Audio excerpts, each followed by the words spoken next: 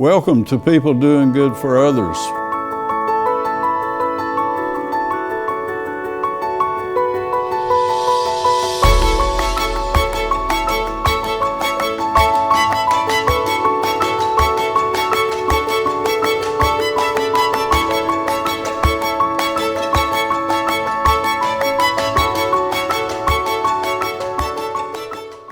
Good morning.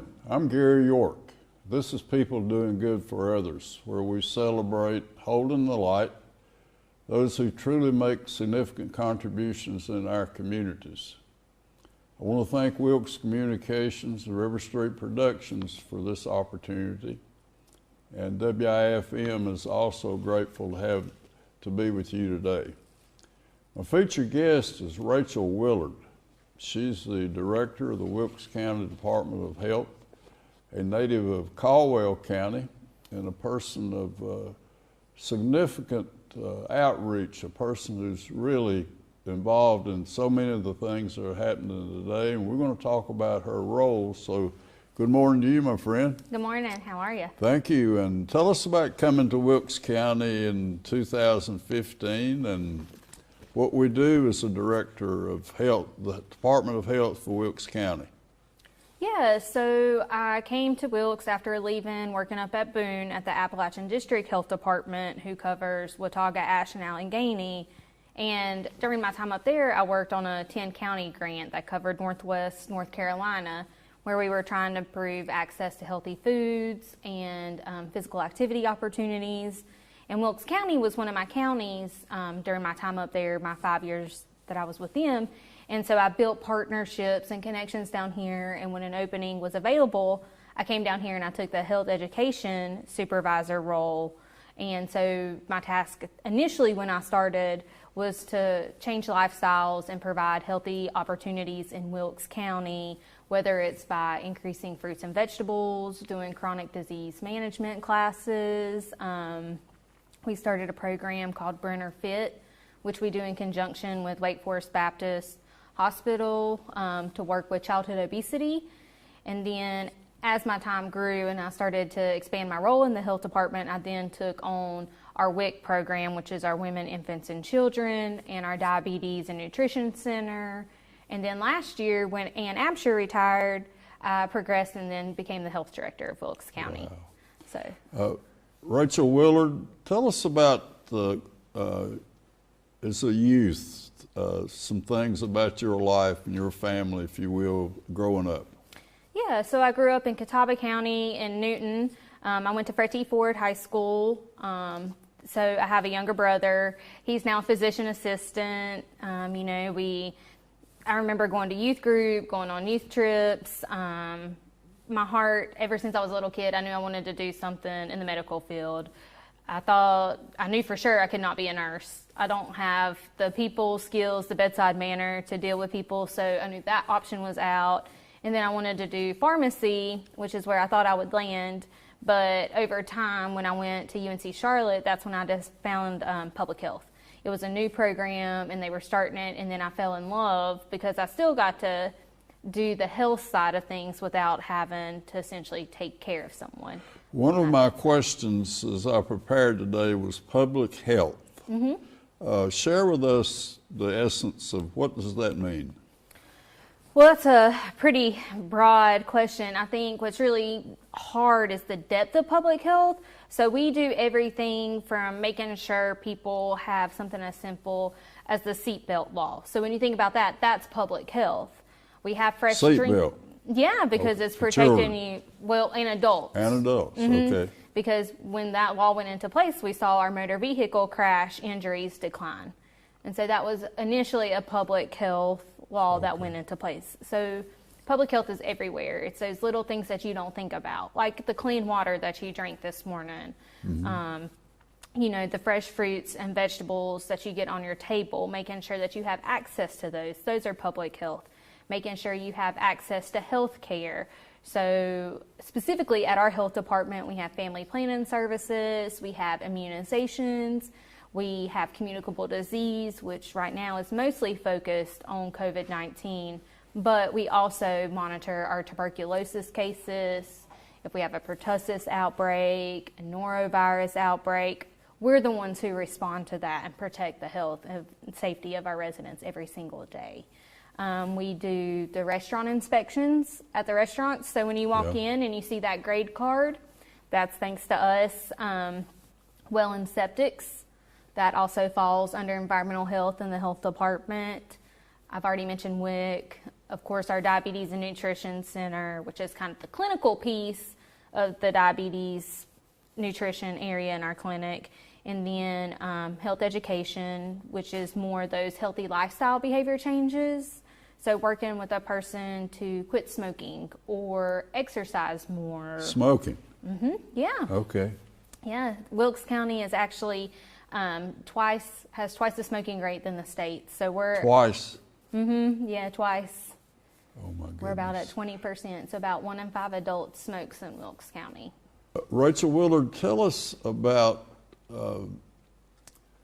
some individuals, teachers, club leaders, or folks that might have had a significant impact in your life. Do you remember some of those?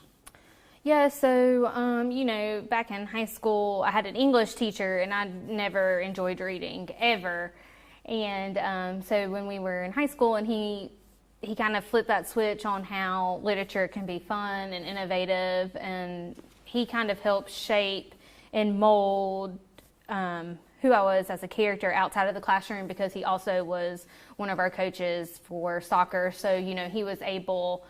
I got to spend time with him outside of the classroom. So he kind of played a role model figure in that way to help me. And then, of course, professionally in Wilkes County, the big name is kind of Beth Lovett if you're in public health. So when I was at Appalachian... Beth Lovett? Beth Lovett, Tell us about Beth. So she was the health director up at Appalachian District Health Department when I started working up there. And even... she ended up being a role model through her leadership style, which even though she wasn't my direct supervisor, Jen Green was. Jen Green was really the one who shaped and helped model. But, I think because of the leadership that Beth had and those values that were instilled and, starting out when you're going into any job, no matter what field it is, it's really important to have those role models kind of help your vision of what public health truly should be. So did you come, or I hope you straight out of UNC Charlotte into the career in Watauga or Boone? I did. You remember the first day? Can you, give us some idea about how a youngster coming into a professional career, what happened? Well, so I think my first day may be a little bit different than everyone else's. Like I said, I was working on a regional grant. So my first day, I actually had to drive down to Raleigh.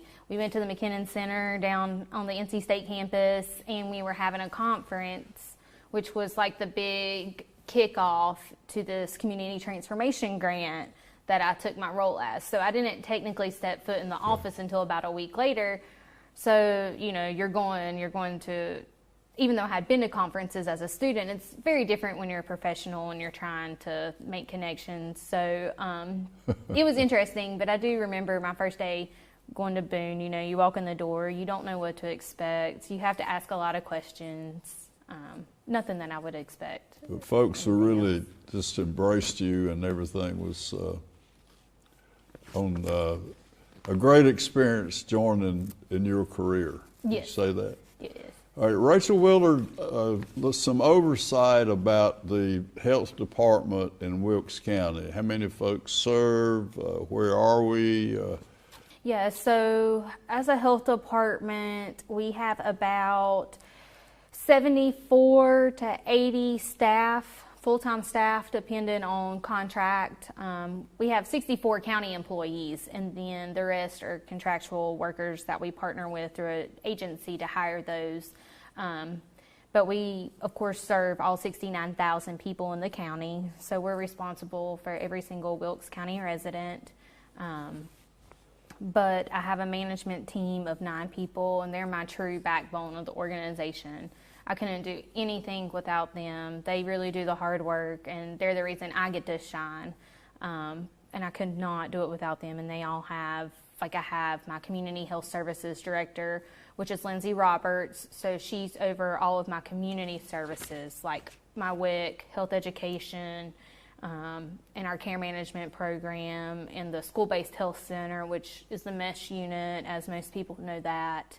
And then I have Angie, who's over environmental health, and she is a very strong environmental health supervisor. I know nothing about well and septic laws and food and lodging laws, so when people call me, I'm having to call her.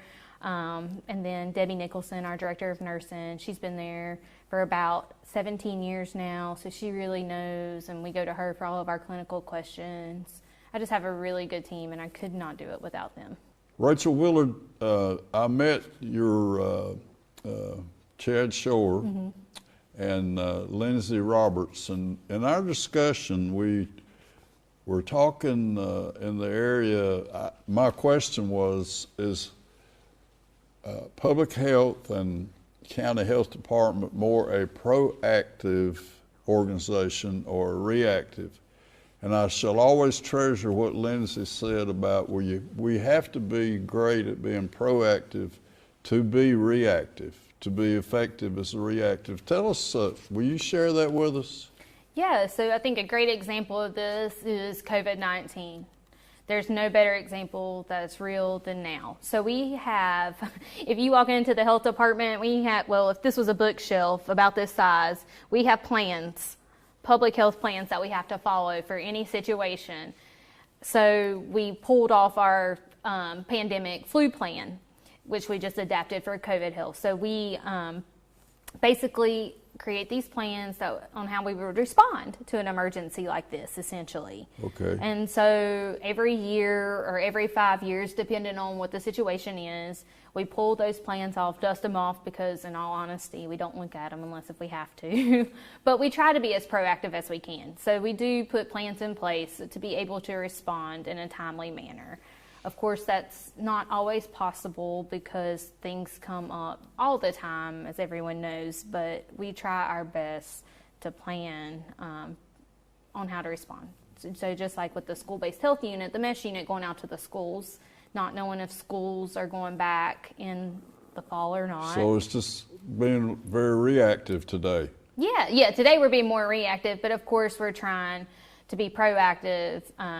I used a communicable disease example, but you could look at it as we're trying to stop obesity in children, or reduce obesity in children, so long term down the road, they're not going to have chronic conditions like diabetes, heart failure, whatever comes along with that. Okay. Rachel Willard is our Director of Public Health, or the Health Department in Wilkes County, and you have around 70 folks most of the time. What is a week like as far as your department is? Would you come together as a group and do some organizational things weekly, or how does things work in your office? Yeah, so normally when we're not part of a pandemic, the management team comes together every Tuesday. And that's where we talk about any issues that we may be having, where some barriers. Depending on the month, we may be looking at what our organizational goals are.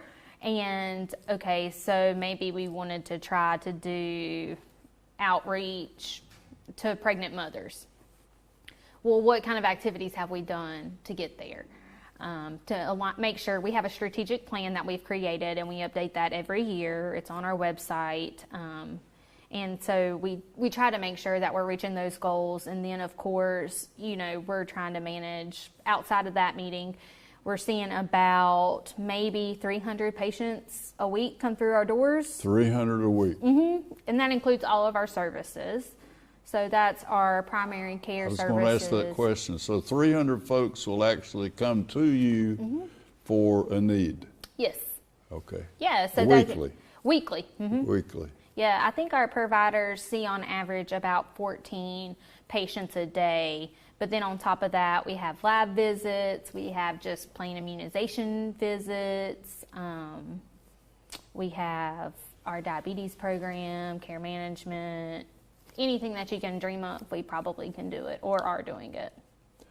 Rachel Willard, this question. If we could identify and fix or change or start to change one particular challenge, not the COVID-19, but just average day-by-day things, what would it be? So this is a Rachel Willard.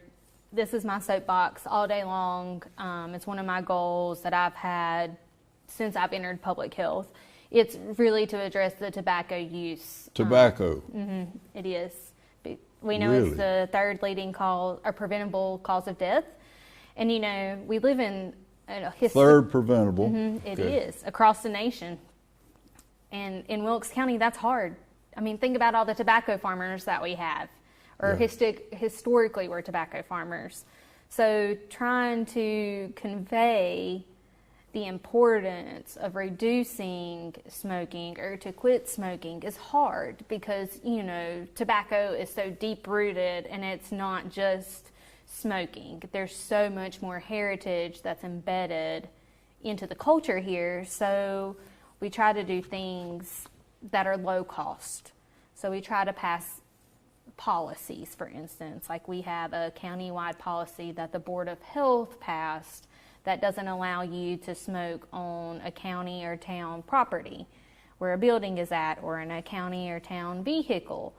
So yes, that may not impact the whole county, like each individual resident, but we know that at some point in time those residents will step foot onto that property, and that may then long-term hopefully encourage tobacco use reduction. I mean, we're trying really hard to get tobacco-free parks, working with pregnant moms. That's a big need.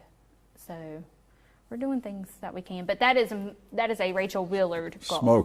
Smoking. Or tobacco. Tobacco all use. kinds of tobacco uses. Wow. Now let's, you want to switch to COVID-19 now, or Sure. Would you go back to the first time we knew it was coming, or just kind of walk back, if you will, to the start, and let's come up to today. So we have a team at the health department that we call our EPI team, and that's made up of various different people throughout the organization from different backgrounds, and we come together when there's an outbreak of any type of communicable disease. So back in December, when we started to see things start to pick up in China, we started to kind of watch it, and we kind of started to talk about it, just because you just never know. A lot of the times we've seen that China has gotten like SARS or MERS or something like that, and it's never come across the Atlantic. Right. But knowing we were due for a 100-year pandemic in public health, we knew that we were due for one, so we wanted to be prepared. Then in February, we know that our numbers continued to increase overseas, so we started to pick up, and we started to talk about it a little bit more as a whole organization, and then of course to the Board of Health. And then it's kind of funny, North Carolina got their first case the day that I went to the hospital.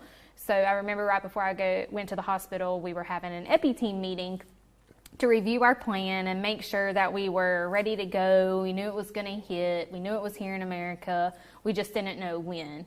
And literally, we were driving to Hickory, where I delivered, and that's when the governor and Deputy Secretary Mandy Cohen announced that we had our first case. So that's when things kind of really started to pick up. And we know in Wilkes County, we didn't really have our first case till the end of March. So we had a little bit of lag. But when we got our first case, you know, it kind of wasn't isolated. They were already in the hospital. We didn't have to do a whole lot to help manage that or do our contact tracing, which, as we know, got bigger and bigger over time.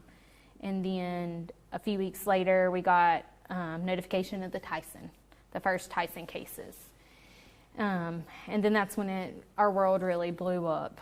You know, we kind of went through April, we were doing okay, we saw gradual increases, and then towards the end is when we really started to spike.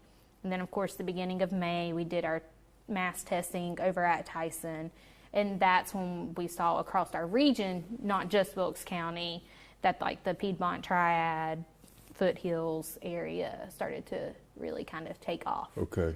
And our response, I mean, my poor communicable disease nurses, bless them, if it was not for them, truly, I don't know what we would have done. They have worked. Team. Yeah, it's a team effort. They work nonstop around the clock.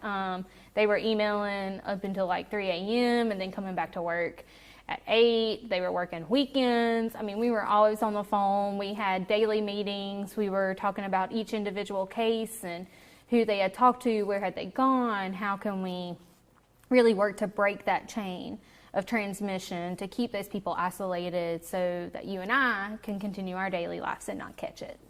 Okay. All of us on the radio or we'll see in TV,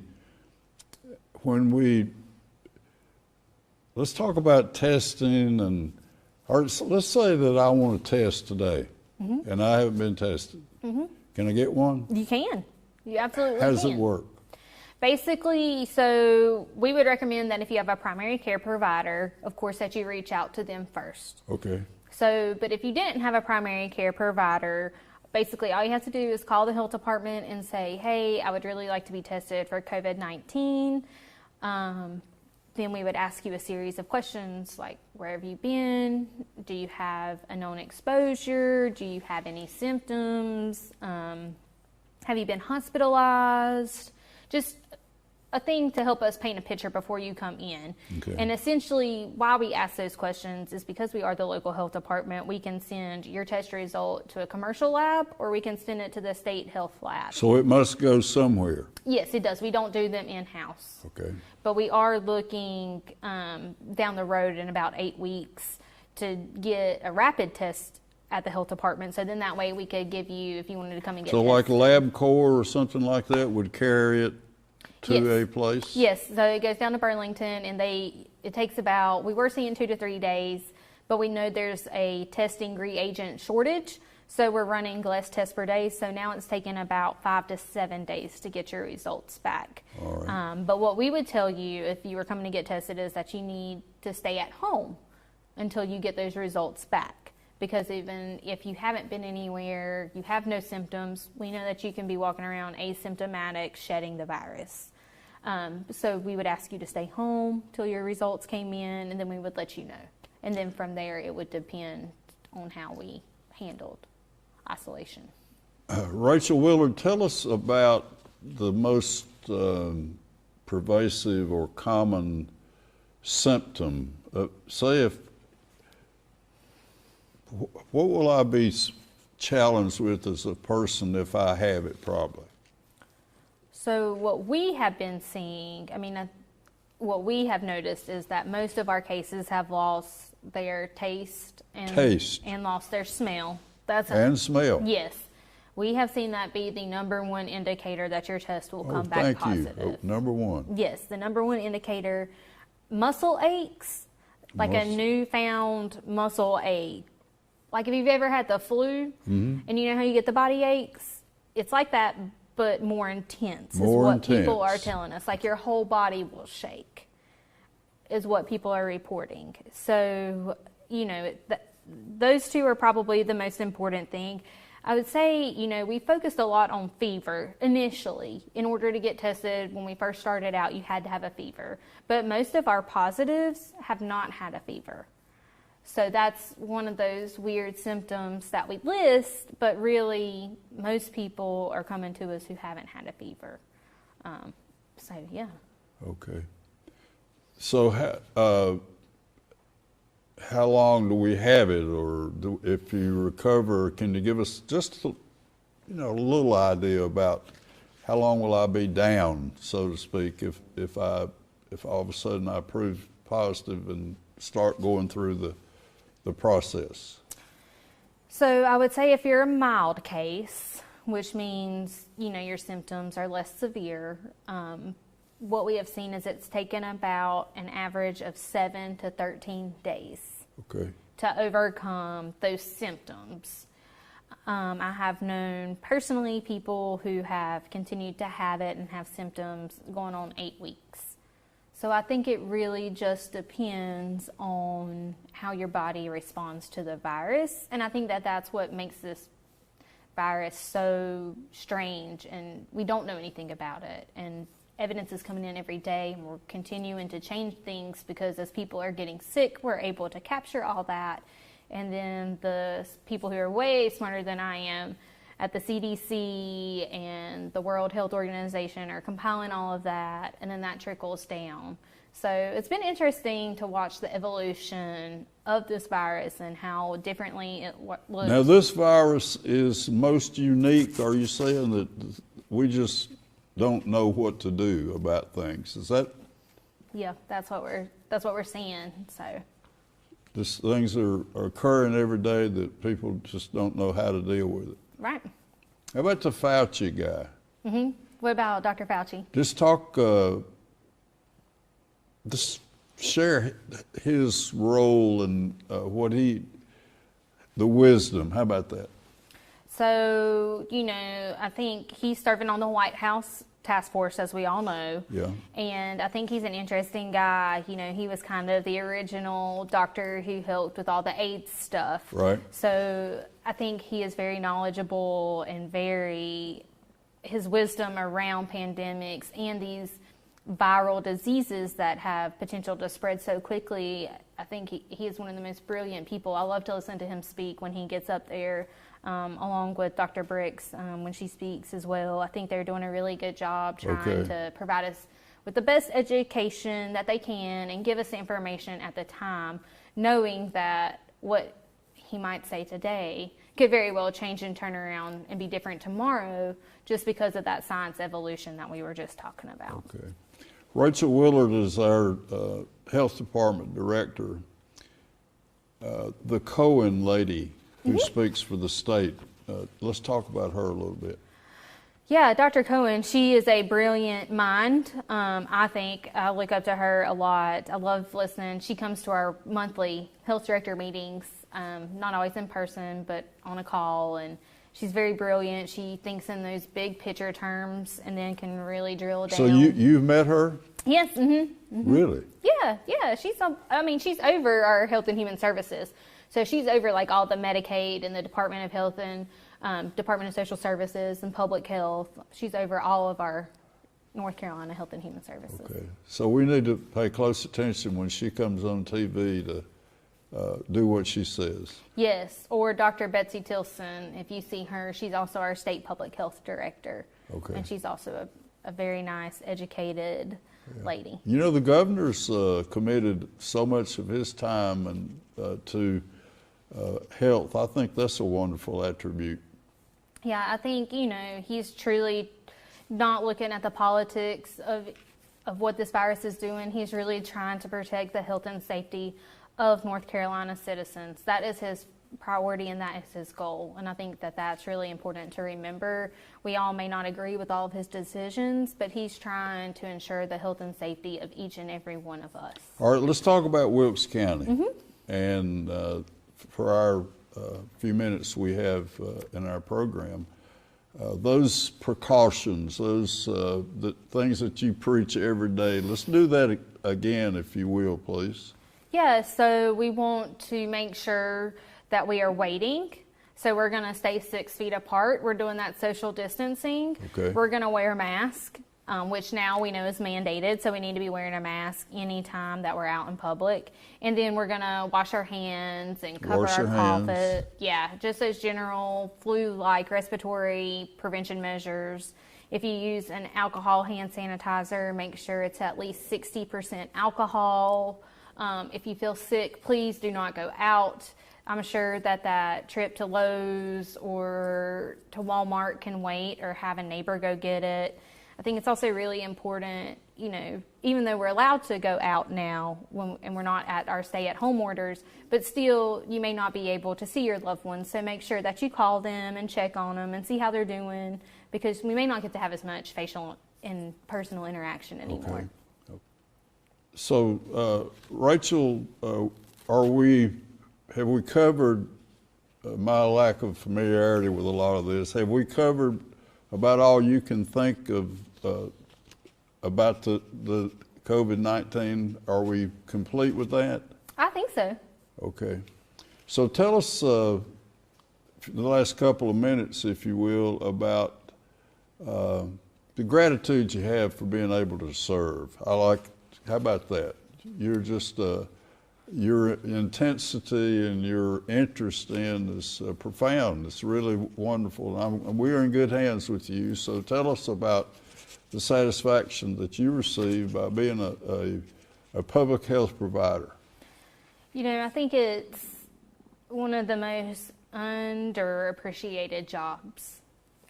I think anyone in public health, whether you're a health director, you're a nurse, you're a MOA, whatever it is, public health is always unappreciated. And I think that here recently, one of the greatest gratitudes and things that I've experienced is just the random phone calls and the text messages and the handwritten letters to me saying thank you for all that you're doing. We really appreciate it.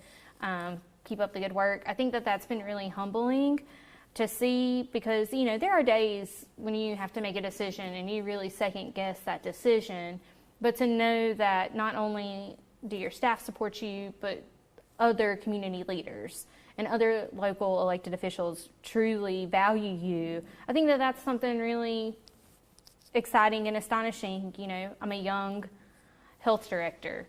I mean, my respect level is probably not there, but I think that because of this and the relationships that I've now built, I think that there's now this mutual respect that there would not have been. And I think to me, that's the most humbling experience that I have been able to get over the past 6 months.